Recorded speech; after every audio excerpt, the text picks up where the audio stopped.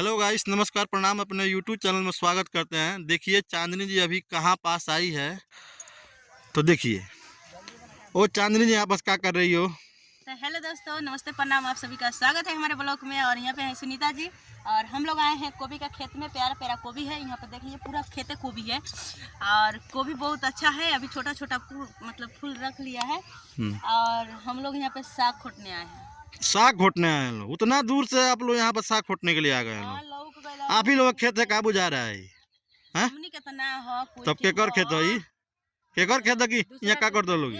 हमनी थोड़ी चिन्हत है हमनी चोरी के चोरी करे आयल लोग, कोबी चोरा आयल लोग। हमरा बुझाता ना ना ना ना ना, हमरा बुझाता कोबी चोरा आयल लोग। वैसे अभी तो कोबी भइल ओ फसाओ वाला बात नहीं के कोबी के डनेर पे का कर दो बैठ के तनी के दुख सुख अपनी अपने में बतुआ तनी सन, बतुआ लेम सन तो सागवा में से खोट के चल जाम सन। ओ सागवा में से खोट के ई कहिया से यारी लाग गेलो तनी के दुनु जन के छोटा छोटी लोग के। हमनी के तो शुरुए से यारी बाटे, हमनी ओ शुरुए से बाटे, शुरुए से यारी भाई।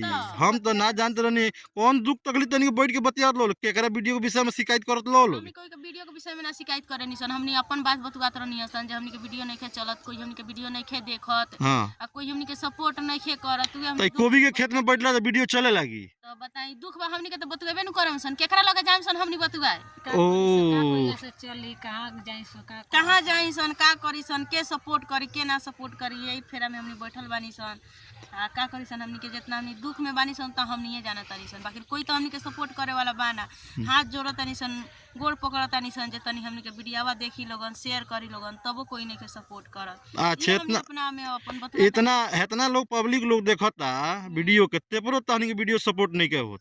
का कमी बा के वीडियो सपोर्ट नहीं के होत, तहनी के सुंदर नहीं खेलो वैसे सपोर्ट नहीं। हमनी सुंदर नहीं खिसन कादू कि हमनी के लूर नहीं खे कि हमनी के एक्टिंग बढ़िया नहीं खे, काथी नहीं खे बढ़िया जे हमनी के कोई पसंद नहीं के करत। अभी तो तहनी के दुनु जन लड़त लो हूं, अपने में झोटा झोटी करत लो का है। तो दोसर कोई के कॉमेडी रहलो में काम करत रहनी हसन। तो पैसा बाइल बड़ो बिना पैसा के ना, बिना पैसा के कहां कोनो पैसा देता रहन। पैसा नहीं कर देत कोनो का दिक्कत भाई, पैसा नहीं कर दे। इतना सुंदर सुंदर एक्टिंग बा, कैसे वायरल हो जाइबू, पैसा आवे लगी चैनल से तारा, तब न पैसा काम कराम सन।